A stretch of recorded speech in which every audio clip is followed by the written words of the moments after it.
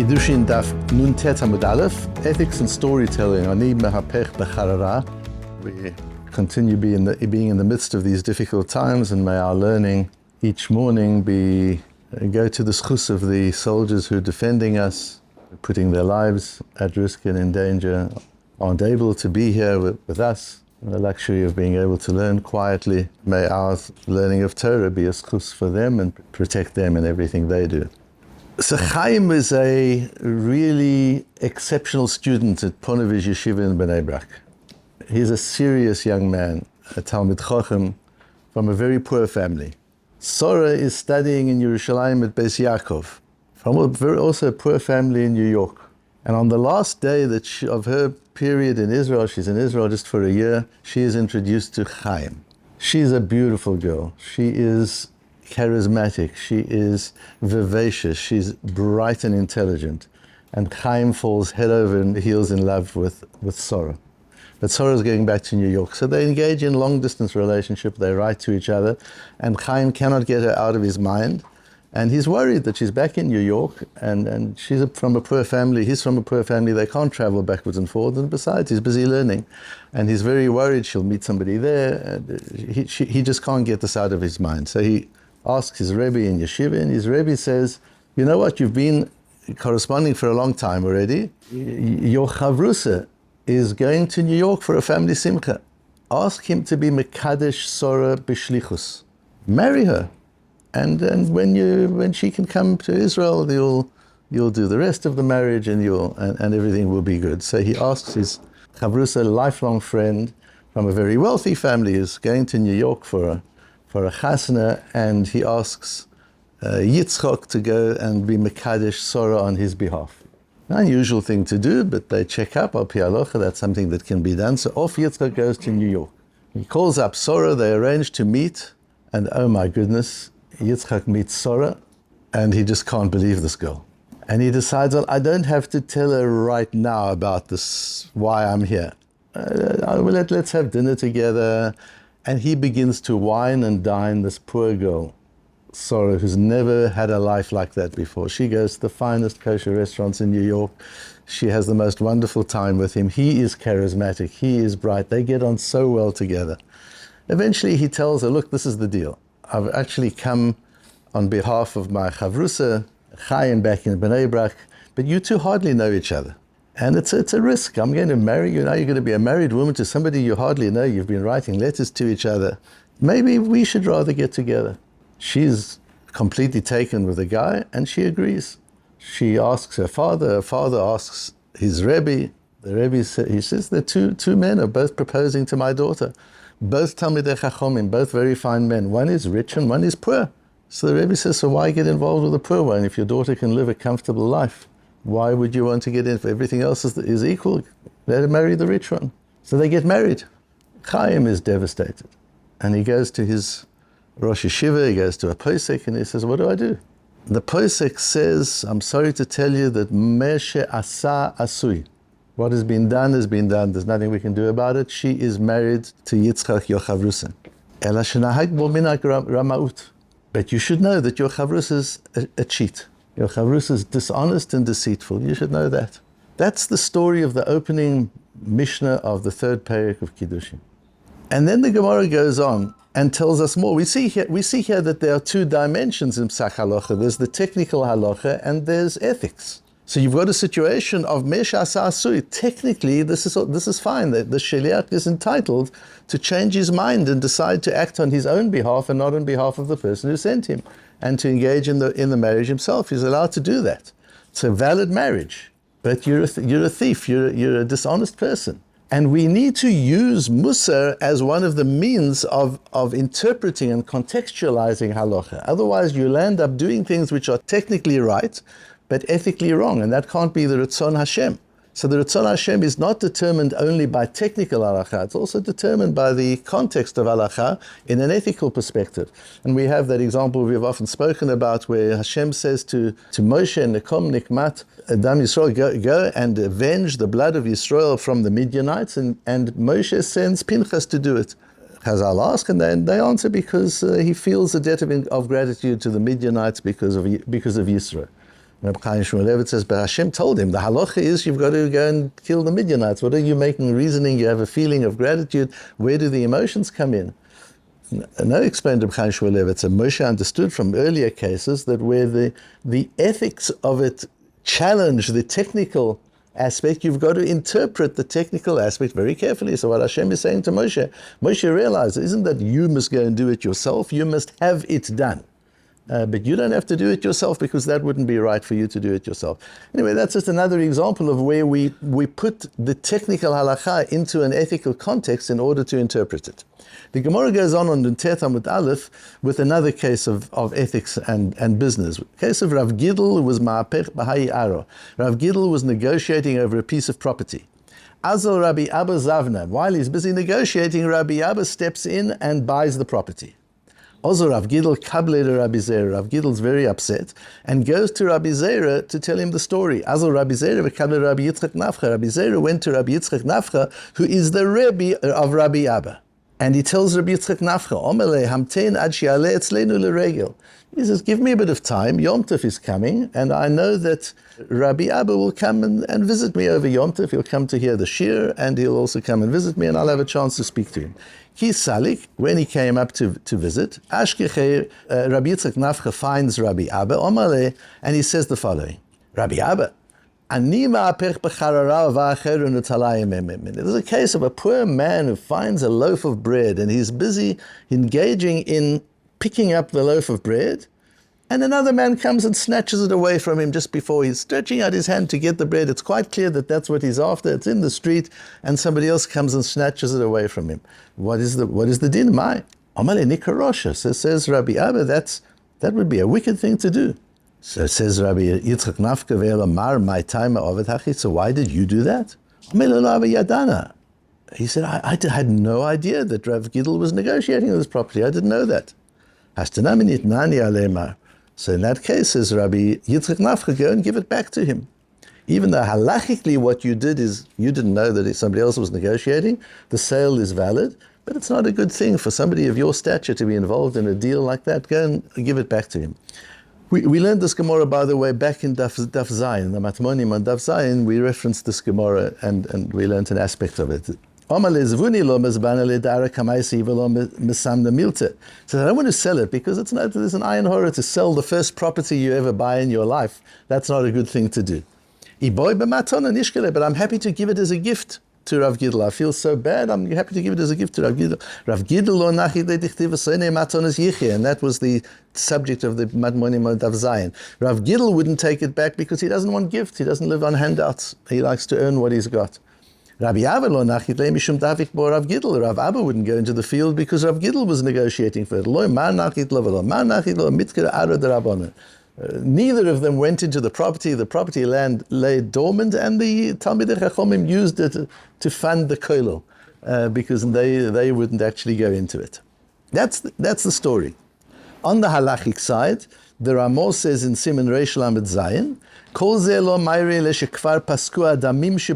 very important Ramah. This is only if the price has been settled. If two people are negotiating and the price has not yet been agreed, and you want to come in and offer a better price, you're free to do that. Otherwise, there wouldn't be a market. It's just once a price has been agreed, but the deal hasn't been consummated with a kinyan, then you can't step in and try and undo the deal and do a better deal. That's the Ramah. Tosfos is very important, our Tosfos on the spot, that talks about the difference between this and various other cases and tackles Rashi. Rashi says this is talking about picking up a loaf of bread from Hefker. Tosfos says that doesn't really make sense. It's mipneshu yored l'umanuto. It's when you interfere with somebody else's business. That's not about picking up something out of Hefker. It's when you undermine another person's business opportunity. And then he brings Rabbeinu Meir. This is an unusual case of Rabbeinu Meir, who's the son-in-law of Rashi, who's the father of Rabbeinu Tam. Demairi Bedag, this is talk about fishermen, and a fisherman has put bait in a net, and now all the fish are coming around his net because of the bait, and now another fisherman comes and wants to take advantage of all these fish around the net, and he says, go and fish somewhere else. You don't have to fish in my backyard. And the idea with parnasa is you don't have to get parnasa in one place. If the parnasa that you're trying to get here is encroaching on the territory of somebody else, go and get your parnasa elsewhere. That's what that's talking about, says Rabbeinu Meir. Umikan nireh lemarenu harav Rabbi Yitzchok.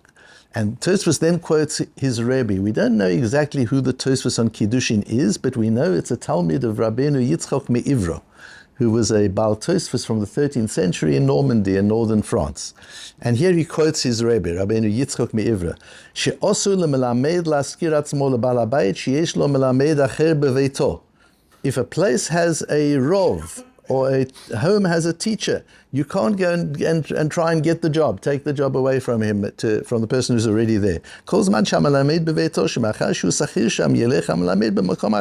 Since there's already somebody there, you go and find another job. This is not the only job available in the world.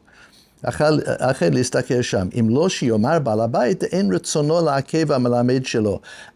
Balabayit has said, I'm not keeping this Melamed, we're not satisfied with him, we're looking for somebody else, then you can apply for the job. But if you haven't had that indication from the Balabayit, you can't apply for the job.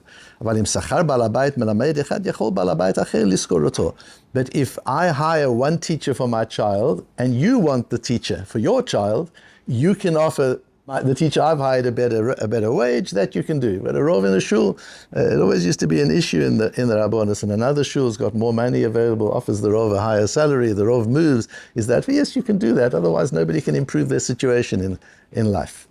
That's more. You can't say to go and get yourself another rabbi. I want to learn Torah from this person. I want my son to learn Torah from this person. There is nobody like him. It's not as if rabbis are commodities, and if you don't take this one, you can take another one. Each one has a style, each one has an approach. This is the one that's suitable, and there isn't another one, and therefore one's free to do so. That's the halacha and the ethics of it. But I want to touch on something else that's rather interesting, and that is, you'll notice the way I introduced the shiur with the story of Chaim and Yitzchak and Rivka. Now, of course, in the Mishnah, they didn't talk about Chaim and Yitzchak and Rivka, and they didn't talk about Ponevezh Yeshiva in New York and so on. But that is the case.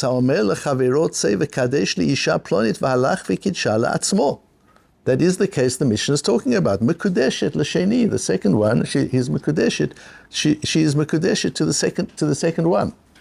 What I want to look at is both in the style of the Mishnah, of all the Mishnayos, but also in the way that Rav Yitzchak Nafka approaches Rabbi Abba. What does he do? He doesn't challenge him directly. He tells him a story. Ani מהפך בחררה. He makes up a story, and he creates a scenario. And then he says, what do you think the case should be? Where does he get that idea from? He gets that from Nosson Anovi in Shmuel Beis, where Nosson comes to challenge David HaMelech. And Nosson gives a whole story, and he says, there was a rich man and a poor man in a city. The rich man had lots of animals and flock. And the poor man only had one little lamb. And he took care of the lamb, and he raised the lamb, and he grew the lamb, and that's what the lamb used to sit at his house and eat his food, and that was and it was his pet as well. ויבוא הלך לאיש העשיר ויחמול לקחת מצונו במקורו לעשות לאורח הבא לו ויקח לו את כבשת האיש הרש. And the rich man wanted to shecht an animal. He didn't want to go to the trouble of going to the butcher. He found this little sheep, and he shechted the sheep. What do you think of such a man? And David HaMelech says, it's a rosh, a terrible thing. This is unacceptable. And Nosson says, that's you. That's what you've just done with Bathsheba and with Uriah. Why does Nosson go through the whole thing? Why doesn't Nosson just pull out a Shulchan Aruch and say, hey, Reb David, you've been over. There's a Shulchan Aruch, there's Simon such and such, Steve such and such. You've been over. Why doesn't Rav Yitzchak Nafka call up Rabbi Abba and just say, this is not, if you've not learned the Mishnah on Daf Yomi KIDDUSHIN in Kiddushin, this is a Maaseh Rishus, this is not a good thing to do. Why the story? And if you look at the Mishnayos, they're all stories. I embellished the story a little bit, but the Mishnah, it doesn't say that a shliach is allowed to disobey his instruction and act on his own account. The Mishnah tells a story. Imagine a case where somebody said to his friend, and when you read a Mishnah, you need to embellish the story. You need to talk out the narrative, because the Mishnayos are stories, they're case studies. And the Gemaras as well, and the Midrashim as well. Why the power of the story? You're aware that a lot of research has been done now. There's a man by the name of Antonio Damasio. He is a professor of neuroscience at USC in California who's done amazing work on decision-making. Grant, this is your whole field. On decision-making and emotions. And he discovered that people who have lost their emotions for various reasons, neurological reasons, experiential reasons, they don't have emotions, are unable to make simple decisions. Even just simple decisions, should I go left, should I go right, they can't function. They're unable to make decisions.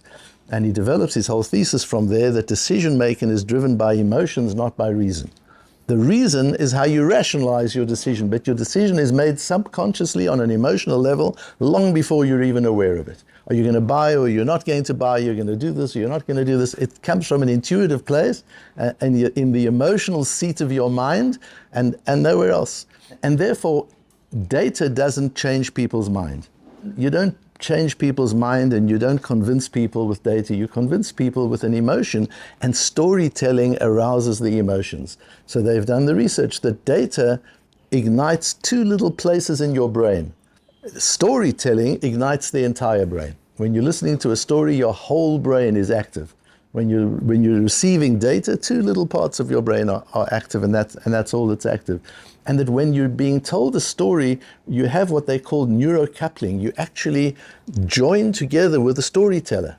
You become one. There's empathy between you and the storyteller, and there's high levels of trust with the storyteller. And it's now you and the storyteller looking at a situation. It's not the storyteller and you challenging each other with data. It's you and the storyteller together viewing something that's happening. And we're seeing about what's happening at the moment in the world today. It's so harrowing because we're seeing it. It's not just data. If we just read some data, X number of people were killed, X number of people were kidnapped, it would be terrible. But it's not the same as seeing it played over and over again on TV. If you think of 9/11 and those images of those planes flying into those buildings, we don't get them out of our mind. That's storytelling. When you actually are able to live the story and to feel the story, it's a completely different experience. And that's why we all feel tired and exhausted, because we're living it at the moment. We're living what's happening. We're not just reading reports. We're living what's happening. And we've got to use storytelling much more effectively. Of course, in our businesses, in our dealing with people, we need to use storytelling, but in teaching and education as well. The whole move towards multiple choice questions as a method of examination means you're just checking data. You're not checking the person's ability to create a narrative, to tell a story, because it takes a lot of effort. Ilan, you're one of the people, the masters that I know of storytelling, an absolute master. Ilan can take any chazal and can tell a story that you'll never forget the chazal. You'll never forget it.